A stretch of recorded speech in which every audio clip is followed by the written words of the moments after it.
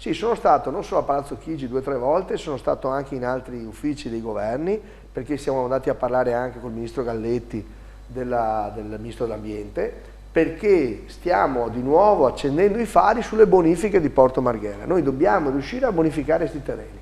E allora ho chiesto quali sono i funzionari, ho chiesto quali sono le indicazioni, io insisto che è bene che Marghera esca dal SIN, ma nel frattempo che questa richiesta non verrà o verrà esaudita nel tempo, si vedrà. Io nel frattempo che posso aspettare le cose degli altri, io non mi fido di nessuno se non di quello che possono fare i veneziani. E qua voglia e capacità ce n'è tanta da vendere. Poi si tratta adesso di fare un gruppo di lavoro tecnico, abbiamo già iniziato con la regione sui 110 ettari, perché dobbiamo prendere in mano questi ettari che sono dati dall'ENI, sono terreni in parte bonificati, in parte da bonificare, con 100.000 problemi, che noi vogliamo rimettere nelle disponibilità delle imprese e di chi vuole venire a Venezia a investire per creare lavoro. E questa cosa qua è un impegno importantissimo che dobbiamo fare tutti insieme ed è trasversale.